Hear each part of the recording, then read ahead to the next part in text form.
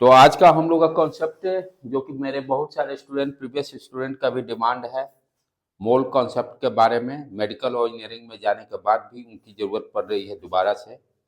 और जो मेरे बच्चे पढ़ रहे हैं उन लोग के लिए भी that this topic is very very important for 11th and 12th and further study, तीनों केसेस के लिए।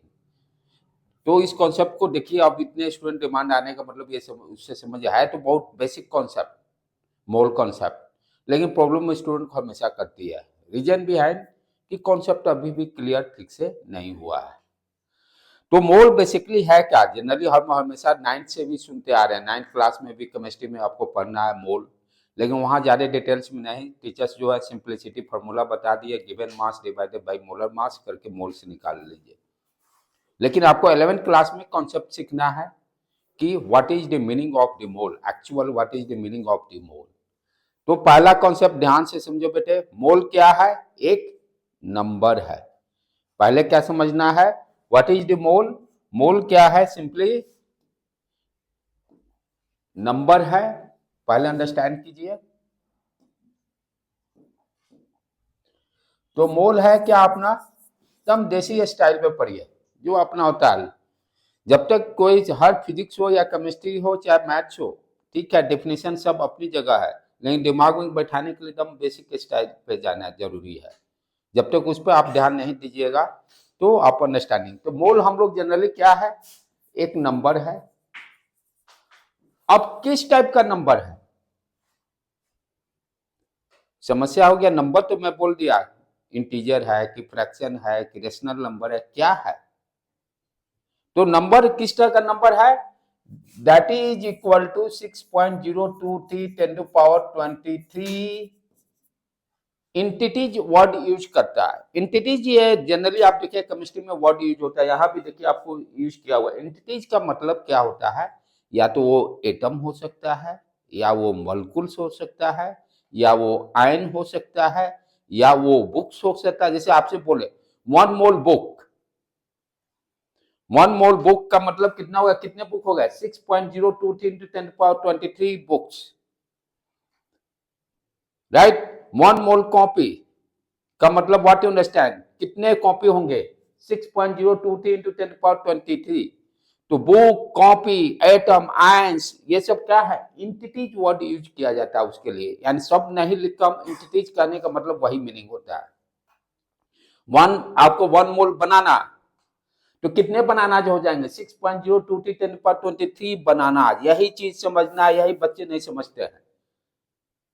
मोल क्या है कि एक बहुत बड़ा सा जो नंबर है इसको बार बार नहीं बोलने के बजाय हम शॉर्ट में 1 मोल बोलते हैं। जैसे केले खरीदने आप जाते हो तो आप कभी भी 12 केले नहीं बोलते, 1 डजन। कभी भी आप बोलते हो 60 केले नहीं बोलते हो, 5 डजन। क्यों? 60 बोलना एक लार्ज नंबर है और 5 डजन उसको, यानी 12 डजन को, यानी 12 बनाना इसको 1 डजन में कन्वर्ट कर लिया। यहां सिंपली उसी तरह से मोल क्या है? एक लार्ज नंबर है, उस लार्ज नंबर को हम मोल के टर्म में लिखते हैं। 1 मोल पेन्स का मतलब कितना होगा? 6.023 10 पावर 23 पेन। ये डिफरेंट डिफरेंट जो हम क्वांटिटी ले रहे हैं वही इंटिटीज है, लेकिन अब केमिस्ट्री में एंटिटीज क्या है? एटम होगा, उसके बाद मॉलिक्यूल होगा, उसके बाद आयंस होंगे, राइट। फिर 1 मोल गैस भी पढ़ेंगे हम लोग कि क्या होता है, ये सारे कॉन्सेप्ट। तो ये पहले ये समझना जरूरी है what is the mole. Mole basically कुछ बड़ा चीज तोप नहीं है, क्या है? एक नंबर है। और एक लार्ज नंबर को, ये जो लार्ज नंबर है 6.023 10 टू पावर 23, उसको हम 1 मोल से रिप्रेजेंट कर सकते हैं। अब ये जो जैसी क्वांटिटी लेंगे वैसा इधर भी लिखेंगे, राइट बेटे। इस नंबर को और क्या बोलते हैं? Avogadro number.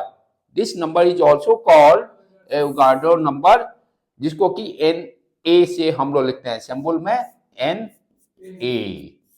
A equal to 6.023 into 10 to power 23, right. अब यहां पर समझने की बात है, ये तो सब कॉन्सेप्ट क्लियर हुआ कि मोल क्या है? एक नंबर है और 6.02 10^23 उसमें नंबर ऑफ एंटिटीज रहते, इतने नंबर ऑफ एंटिटीज। अब नेक्स्ट क्वेश्चन क्या है कि एक एटम बराबर कितना एमयू। एमयू का कॉन्सेप्ट को क्लियर करना है। मोल को हम ग्राम में रिप्रेजेंट करते हैं, जैसे होता है कार्बन का 1 मोल कार्बन बराबर हम लिखते हैं 12 ग्राम। वो कैसे आया? 1 मोल ऑक्सीजन का मतलब हम 16 ग्राम लिखते हैं, कैसे आया? राइट? या 1 मोल ऑफ दी सोडियम लिखते हैं 11 ग्राम लिखते हैं। तो ये 11 12 जो भी एलिमेंट्स का जो एटॉमिक नंबर है उसमें हम सिंपली ग्राम लिख देते हैं, उसी को ग्राम मोल भी बोलते हैं। वो कॉन्सेप्ट आया कहां से? एमयू से कैसे ग्राम में हम लेके आए? राइट? वो सारी चीजें हम आगे उसको अंडरस्टैंडिंग करते हैं। अभी सिंपली हम लोग समझे क्या है मोल, क्या है? एक नंबर है, जो नंबर कितने के बराबर है? 6.02 10^23। जो भी इधर एंटिटीज केमिस्ट्री में क्या हो जाएंगे? आपके एटम हो जाएंगे, मॉलिक्यूल्स होंगे, आयंस होंगे, फिर उसके बाद गैस होंगे। और सिंपली लेमैन जैसा समझना है तो कोई आपसे बोलता है 1 मोल बनाना का मतलब इतने बनाना। चलो आगे बढ़े बेटे।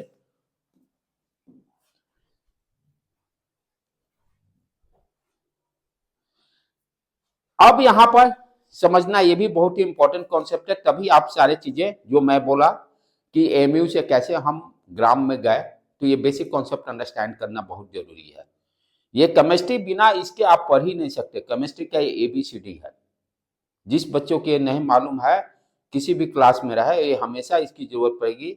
आप 11th में रहो या 12th में रहो या इंजीनियरिंग कॉलेज में जाओ, चाहे मेडिकल लाइन में जाओ, वहां भी केमिस्ट्री का खेला है। अब नेक्स्ट एटॉमिक मास, ये क्या कह रहा है? सिर्फ समझने की कोशिश करना है। एक अंदर कॉन्सेप्ट क्लियर हो गया तो आपको कोई समस्या नहीं। यहां पर क्या दे रहा है? एटॉमिक मास, यानी एटम की मास की बात कर रहा है। एक एलिमेंट, कोई भी एलिमेंट हो, कार्बन हो, नाइट्रोजन हो, ऑक्सीजन हो, एक एलिमेंट बहुत सारे छोटे छोटे एटम से मिलकर बने हुए हैं। अंडरस्टूड? यानी कोई भी एलिमेंट बहुत सारे एटम से मिलकर बने हुए हैं। और एक मोल में कितने एटम होंगे? 6.023 into 10^23 एटम। वही कॉन्सेप्ट। एक मोल कोई भी एक 1 मोल ऑफ कार्बन बोले, उसमें कितने एटम होंगे? 6.023 into 10^23 एटम। यदि एक एटम का मुझे मास मालूम रहे तो 1 मोल एटम का 1 मोल एलिमेंट का मास भी निकाल सकते हैं। तो पहले एक एटम का मास किसी भी एलिमेंट का हो, कैसे निकालेंगे? तो हम कॉन्सेप्ट क्या जानते हैं एटॉमिक मॉडल से? पूरा का पूरा मास कहां मेरा कॉन्सेंट्रेटेड है? न्यूक्लियस में। न्यूक्लियस में क्या क्या है? आपका प्रोटॉन और न्यूट्रॉन। यदि उस प्रोटॉन न्यूट्रॉन का मास कैलकुलेट कर ले हम लोग तो एक एटम का मास निकल जाएगा।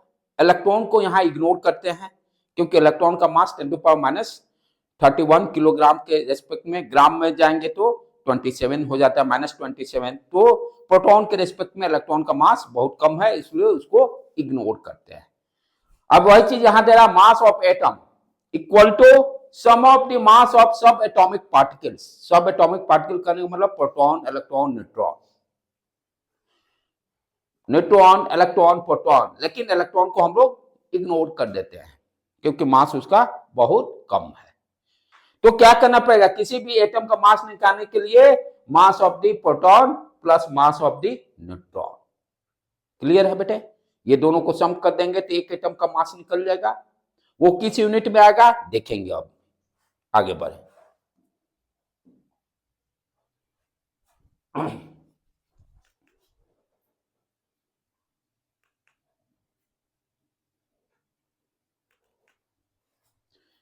अब ये देखो यहां पर वही कॉन्सेप्ट दे रहा है, कैसे मास कैलकुलेट करेंगे। जैसे यहां कार्बन एलिमेंट का लिया है, कार्बन को हम लोग स्टैंडर्ड माने हुए हैं, तो ये एक आप समझ गए तो आप सारे कॉन्सेप्ट किसी भी एलिमेंट के एटम का मास कैलकुलेट कर सकते हैं। ये बहुत ही जरूरी है, बहुत ही जरूरी है समझना। नहीं समझेगा केमिस्ट्री जीरो है। तो अभी क्या देखे, किसी भी एटम का मास निकालने के लिए न्यूक्लियस का मास आप निकाल लीजिए। न्यूक्लियस में प्रोटॉन है, न्यूट्रॉन है। जैसे यहाँ फॉर एग्जांपल कार्बन को लिया गया है, इसको रेफरेंस लेकर हम लोग किए हुए हैं। तो पहले कार्बन के एक एटम का मास निकालें। कार्बन के एक एटम में, वन एटम में कितने हैं नंबर ऑफ प्रोटॉन और न्यूट्रॉन, ये ध्यान से देखने का है। तो नंबर कितना होता है कार्बन का?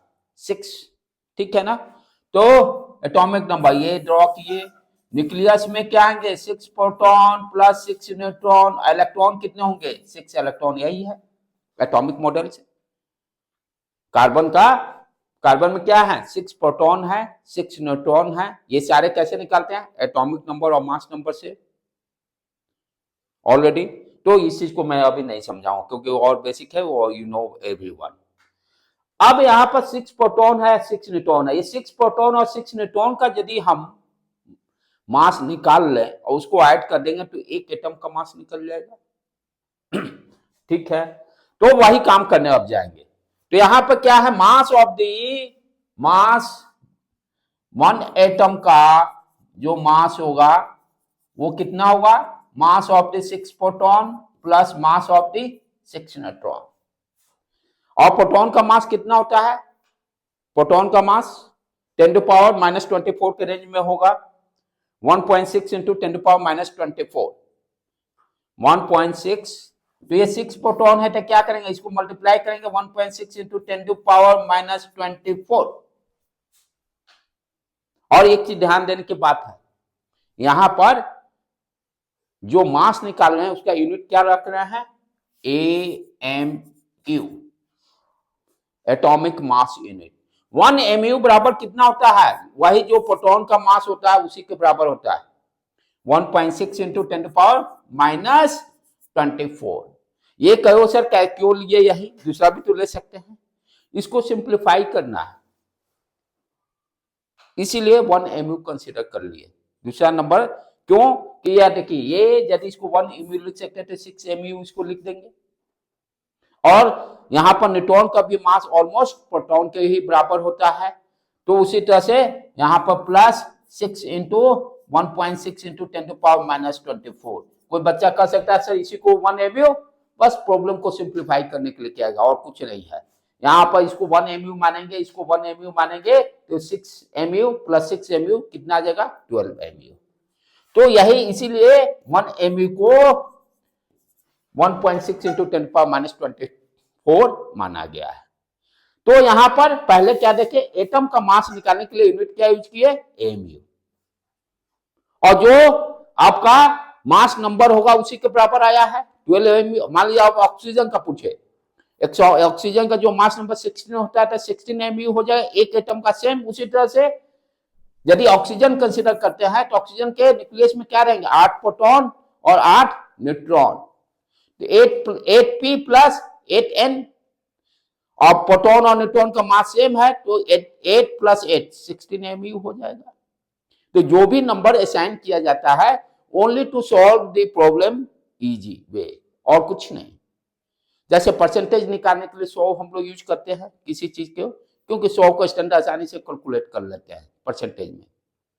तो सेम यहाँ भी ये भी ऑब्जेक्टिव क्वेश्चंस में रहता है, what is the value of 1 MU, that is 1.6 into 10⁻⁻24। तो यहां पर अभी आपने क्या सीखा कि कोई भी एलिमेंट है उसके एक एटम का मास कैसे निकालेंगे। कोई भी, नाइट्रोजन रहे 14 होता है, 14 MU आप बोल सकते हो आसानी से। सल्फर है 32 MU बोल सकते हो। जो मास नंबर होगा उसको नंबर को MU लास्ट में, यूनिट क्या है? MU, atomic mass unit. अब चलेंगे हम लोग इस MU से कैसे ग्राम में लेके आए, क्योंकि 1 मोल बराबर हम क्या जानते हैं? 12 ग्राम। वो कहां से आया उस कॉन्सेप्ट को अंडरस्टैंड करेंगे, राइट। तो 1 मोल कार्बन का मतलब आप क्या समझ रहे हो? कितने एटम हो गए? 6.023 × 10⁻23 एटम। एक एटम का मास 12 MU, तो 12 MU इंटू क्या हो जाएगा? 1.6 इंटू 10⁻23 ना। 1 मोल बराबर 1.6 इंटू 6.023 इंटू 10⁻23। नेक्स्ट स्लाइड में उसको देखते हैं, ठीक है। तो इस स्लाइड में हमने अभी क्या सीखा, कैसे किसी भी एक एलिमेंट का हम मास कैलकुलेट करेंगे, राइट, और किस यूनिट में, एमयू यूनिट में। यहाँ ये 1 एमयू बराबर क्या देखे, 1.6 इंटू 10⁻24 होता है, नंबर है बेसिकली। चलो आगे बढ़े, नेक्स्ट। अब यहां पर यही चीजें जो अभी मैं बता रहा था, एटॉमिक मास का यूनिट डिफरेंट डिफरेंट यूनिट है, एमयू को शॉर्ट में यू भी लिखते हैं, राइट। तो कैसे निकालना है एटॉमिक मास को, जो मास नंबर है, मास नंबर को आप 1 एमयू बराबर 1.6 इंटू 10⁻², राइट। तो यहां पर उसी को हम लोग क्या कर रहे हैं, 1 एमयू लिख दे रहा है। जो भी मास नंबर होगा उस मास नंबर से एमयू 1 से मल्टीप्लाई एमयू लिख देना है, राइट। चलो आगे बढ़े। अब यहां पर जो पहले अभी डिटेल की, ये भी डाटा आपको जानना बहुत जरूरी है। मास of the neutron 1.6 into 10⁻24 almost बराबर प्रोटॉन के बराबर ही है। ये आपका 27 होना चाहिए था, 28 डी और 27 होना चाहिए, ठीक है। कि ये ना 31 होता है ना, 31 में से 3 गया, हाँ ठीक है, 28 ठीक है, राइट। इसी को देखो ऑलमोस्ट 1 एमयू माना गया, यहाँ पे मास को 1 एमयू माना गया। तो 1 एमयू बराबर इसीलिए हम लोग लिख देते हैं 1.6 इंटू 10⁻24 मास ऑफ दी। ये देखो सबसे ज्यादा मास न्यूट्रॉन का, देन प्रोटॉन, देन इलेक्ट्रॉन, ये सब बेसिक नॉलेज होना चाहिए। इलेक्ट्रॉन का मास को हम लोग ऑलमोस्ट निग्लिजिबल कंसिडर करते हैं। अब जो कॉन्सेप्ट अभी बताया ये भी बेसिक, ये मास नंबर होता है, ये एटॉमिक नंबर, ऑलरेडी ये सब आप जानते हो। Atomic number that be equal to number of protons, mass number that is equal to total number of proton plus neutron. अब यहां पर हम लोग मोलिकुलर मास की बात करें, हाँ इससे जस्ट पहले मैं आ जाऊं कि मोल, 1 मोल को जो हम लोग ग्राम में रिप्रेजेंट कर रहे हैं वो कॉन्सेप्ट कैसे आ रहा है, ठीक है। यहीं पर अंडरस्टैंडिंग इसको कर लेते हैं, तब आगे बढ़ते हैं। चाहे हो सकता है नेक्स्ट स्लाइड और देख लेता हूं मैं एक बार, हाँ ये, हाँ इसमें दिया हुआ है, राइट। अब यहां पर जैसे होता है 1 मोल को हम लोग मोलर मास भी बोलते हैं, वर्ड यूज मोलर मास बोलते हैं, ठीक है। ये क्या कॉन्सेप्ट है इसको अच्छी तरह से समझिए। अभी जैसे ये सारा चीज मैं डिस्कस कर दिया हूं, मास ऑफ 1 बनाना इंटू 12 बना 1 डजन, ये सब बोलते हैं, ये सब रिपीट नहीं। अब मेन क्वेश्चन क्या है, जैसे मान लीजिए कार्बन है, कार्बन का आपने अभी देखा 1 कार्बन एटम का मास कितना आया, 12 mg। ये कैलकुलेशन को आसानी से समझिए, आप सारे कॉन्सेप्ट आपके क्लियर हो जाएंगे। एक एटम कार्बन का मास मुझे मिला 12 mg।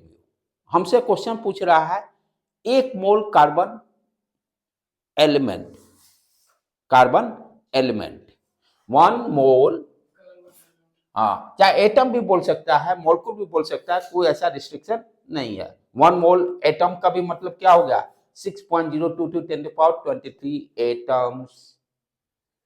1 मोल 1 मोल मॉलिक्यूल्स जैसे H2O2 क्या हो गया, 6.022 10⁻23 मॉलिक्यूल्स।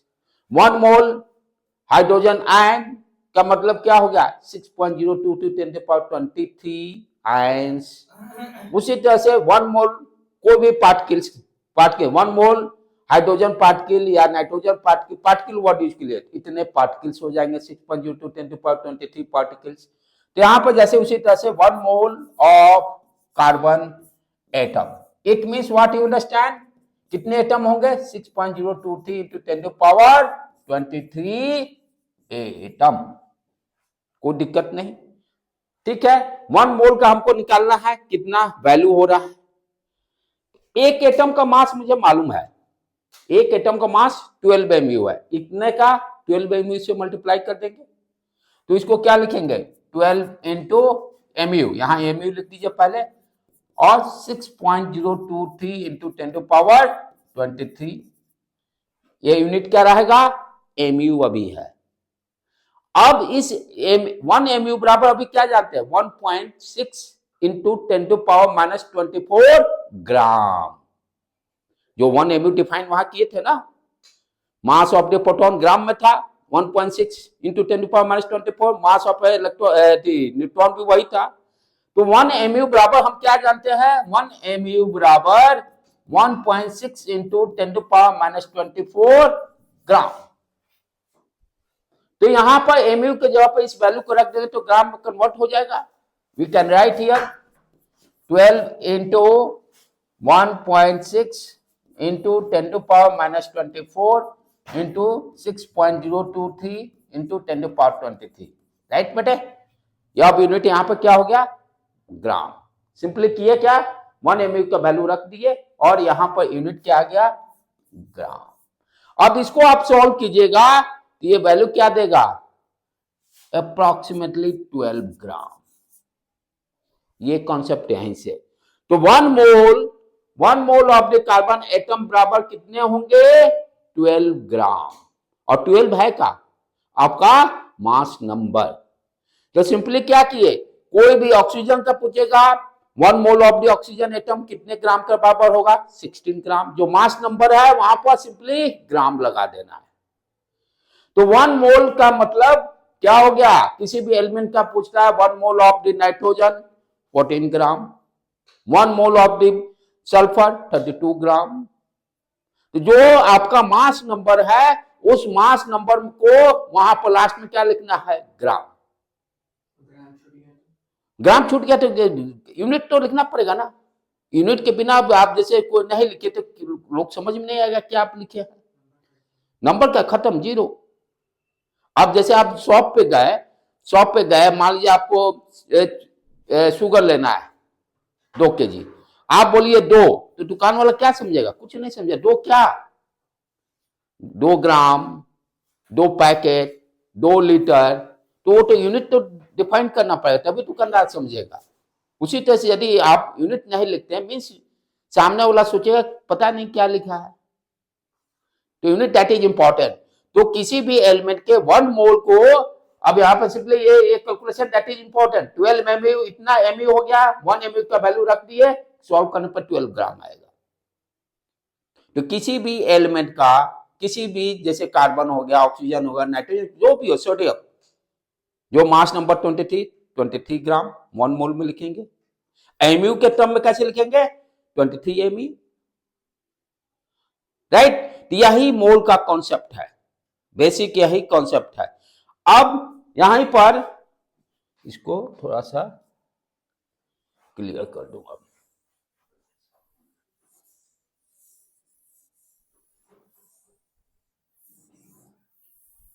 चलो अब आ जाओ। अब ये क्या दे रहा है, ये सारे कॉन्सेप्ट क्लियर कर लिया। मास ऑफ 1 एटम इनटू, वही कॉन्सेप्ट अभी किया मोलर मास का। एक एटम का मास निकाले जैसे कार्बन का मैंने अभी डिफाइन किया और एवोगाड्रो नंबर से मल्टीप्लाई कर दिए, क्योंकि 1 मोल में इतना 6.02 10⁻23 होता है। उसी तरह से मास ऑफ 1 मॉलिक्यूल्स, कॉन्सेप्ट वही 6.023 10⁻23 मॉलिक्यूल्स हो जाएंगे। अंडरस्टूड, सारे का कॉन्सेप्ट वही, आयन रहे वही कॉन्सेप्ट रहेगा। अब कुछ प्रॉब्लम्स आगे बढ़े।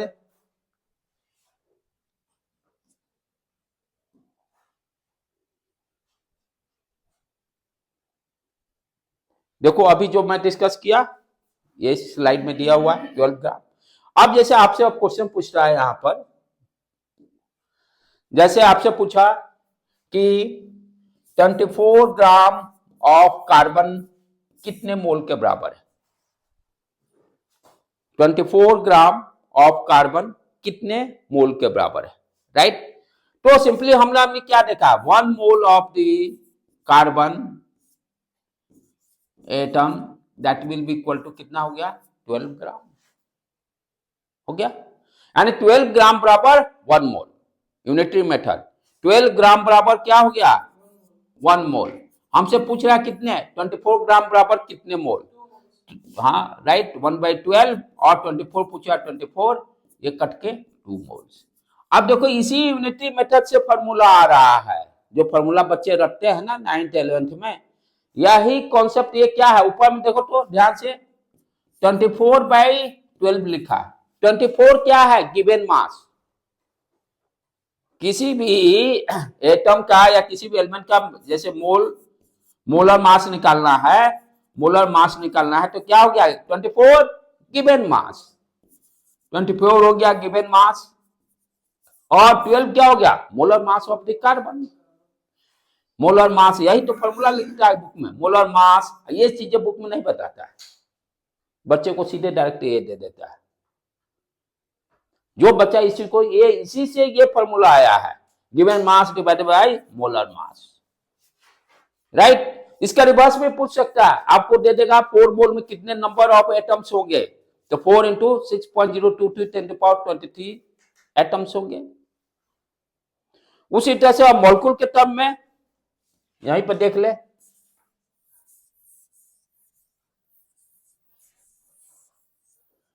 अब देखिए क्वेश्चन कैसे दे रहा है। जैसे 64 gram of oxygen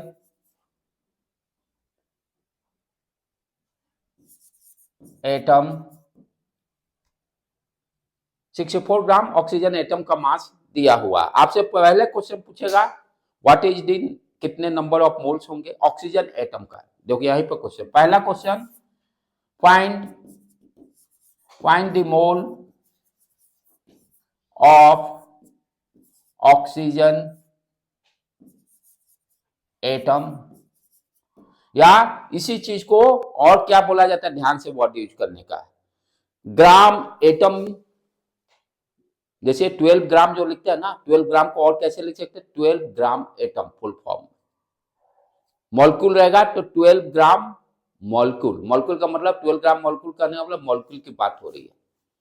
12 gram ion का मतलब आयन की बात हो रही है, इस चीज को भी अंडरस्टैंडिंग बैठाना होगा, राइट। तो यहां पर पहले बोला find in number of moles, find the number of moles of oxygen atom, या ग्राम एटम, ये भी वो यूज कर सकता है।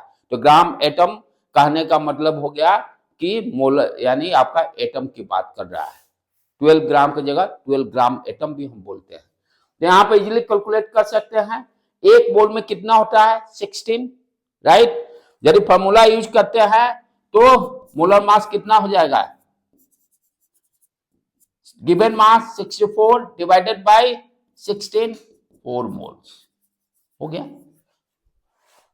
इसी चीज को आपसे पूछा find the number of moles of oxygen molecule. Question यहां पे स्लाइटली चेंज मैं कर दिया, क्या कर दिया अब, फाइंड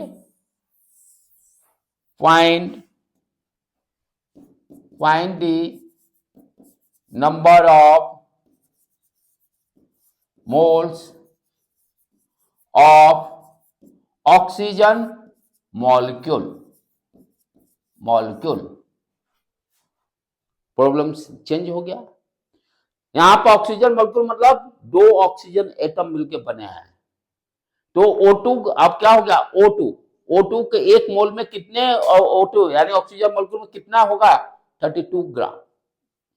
यहां पर क्या है 2 O है, तो एक मोल मॉलिक्यूल में कितना ग्राम होगा, यहां पर 32 ग्राम मॉलिक्यूल्स, उसी को ग्राम मॉलिक्यूल्स भी यूज करता है, या 32 ग्राम आप बोलिएगा। ऑक्सीजन एटम जब देगा तब 16 ग्राम, जब मॉलिक्यूल देगा तो भाई 2 मॉलिक्यूल से बना है ना, 2 ऑक्सीजन एटम से बना है, ऑक्सीजन एलिमेंट कंबाइंड हो गए हैं, तो 1 mole of O2 molecule that is equal to 32 gram. कितना मोल हो गया, इसको 64 को 32 से डिवाइड कर देंगे, 2 मोल्स, 2 ग्राम मॉलिक्यूल्स भी बोल सकते हैं या 2 मोल्स भी बोल सकते हैं, राइट बेटे। इसी में फिर आपको नंबर ऑफ पूछेगा आपका कितने मॉलिक्यूल्स हैं, तो क्या करोगे, जो मोल्स होंगे, कितने मोल आए हैं 2 मोल आए हैं, तो 2 into 6.022 10 to power 23 molecules. Ions रहेगा तो आयंस के अकॉर्डिंग देंगे। तो ये सारे कॉन्सेप्ट हैं, इसको ध्यान से समझिए, ठीक है बेटे। आगे बढ़े हम लोग, अब चलो आगे क्या देखें, तो यहां पर इस स्लाइड में वही दिया 1 मोल बराबर जो हम लोग बात करते हैं 12 ग्राम, देखिए molar mass of the carbon.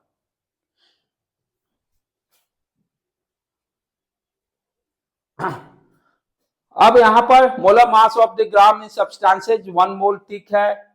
W gram of the substances, ये सारा ये फॉर्मूला जो है given mass divided by molar mass, moles बराबर mole divided by molar mass. रटने की कोई जरूरत नहीं है, यूनिटरी मेथड लगाइए, राइट। 1 मोल में कितने ग्राम होते हैं, जितना पूछ रहा है निकाल लीजिए, या फॉर्मूला को भी डायरेक्ट, दोनों को अंडरस्टैंडिंग बैठाइए अच्छी तरह से। अब नेक्स्ट, ये भी कॉन्सेप्ट बहुत इंपॉर्टेंट है। जब आपका गैस आइडियल गैस रहे, जैसे ऑक्सीजन गैस है, नाइट्रोजन गैस है, ठीक है। आइडियल गैस में केस में 1 मोल बराबर कितना लीटर होगा, क्योंकि गैस को लीटर के टर्म में हम लोग रिप्रेजेंट करेंगे। तो यहां भी कॉन्सेप्ट को आसानी से समझना है। कोई भी गैस रहे, मीथेन गैस रहे, इथेन गैस रहे, ऑक्सीजन गैस रहे, नाइट्रोजन गैस रहे, तो 1 mole of the ideal gas, किसी का भी रहे, 1 मोल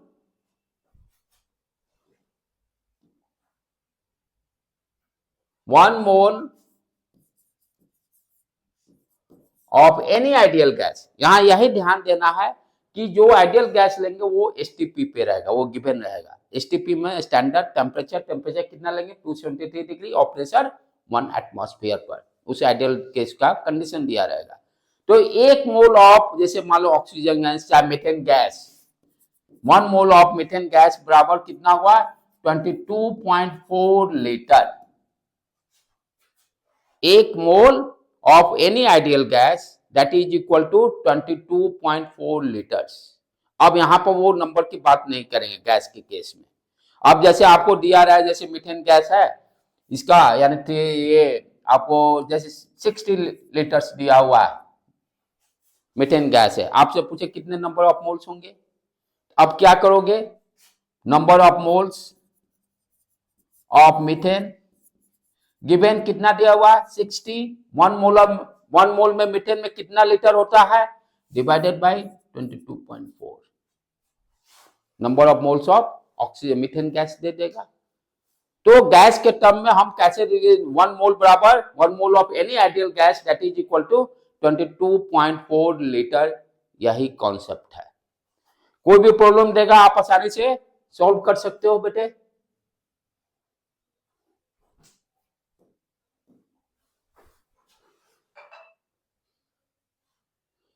अब ये सारा कॉन्सेप्ट, ये देखो दिस स्लाइड इज समरी, अभी तक जो जो पढ़े उसको समरी अप करें हम लोग। ये मोल दिया हुआ है, मोल दिया हुआ है, उससे नंबर निकालना है, ध्यान से। मोल दिया हुआ है, नंबर निकालना, कितने नंबर ऑफ पार्टिकल्स, कुछ भी रहे, क्या करेंगे, एवोगाड्रो नंबर से मल्टीप्लाई करेंगे, सेरो मतलब ये जो दिया हुआ है। Mole is given, number of moles is given, आपको नंबर निकालना है, क्या करोगे, एवोगाड्रो नंबर 6.02 10⁻23 से मल्टीप्लाई कर दीजिए, उतना नंबर निकल जाएगा। रिवर्स नंबर दिया हुआ है, जैसे आपको 4 इंटू 6.02 10⁻23 पार्टिकल्स, कुछ भी नंबर दिया है, क्या करोगे, मोल निकालना है, नंबर से डिवाइड कर देंगे। ये कॉन्सेप्ट यहां क्लियर हुआ, ठीक है। अब आगे बढ़ो, मास के टर्म में, ये मोल और नंबर का रिलेशन हो गया, मोल और नंबर का रिलेशन। अब मोल और मास यदि दिया रहे, अब यहां ध्यान से देखो, मोल दिया रहेगा, क्या करोगे, आपको मास निकालना है, मोलर मास से मल्टीप्लाई कर दो, गिवन मास निकालना है तो मोलर मास से मल्टीप्लाई किए, मास गिवन है, नंबर ऑफ मोल्स निकालना है, मोलर मास से डिवाइड कर दिए। Very very important slide. उसी तरह से गैस जितना पढ़े इसी स्लाइड में सारा कवर अप। गैस दिया रहेगा, ध्यान से देखो, मोल्स दिया है, आपको वॉल्यूम निकालना है, क्या करो, 1 मोल बराबर कितना लीटर होता है, 22.4 लीटर, मल्टीप्लाई कर दिए, वॉल्यूम निकल जाएगा। वॉल्यूम दिया रहेगा और उससे मोल्स निकालना है, डिवाइड कर देंगे। ये this slide is very very, पूरे मोल कॉन्सेप्ट को ये स्लाइड क्लियर कर रहा है, जितना अभी तक आपने पढ़ा, राइट। तो इस तरह से अब आप क्वेश्चन कोई भी आप सॉल्व कर सकते हो। अब आपको प्रैक्टिस करने की जरूरत है। मेरे हिसाब से मैं कोशिश किया जितना अच्छा से मोल कॉन्सेप्ट को आपको बताने के लिए। I will try our best, मैं अपने तरफ से जितनी कोशिश है, अब इसको अच्छी तरह से आप लोग बेटे पढ़ लो।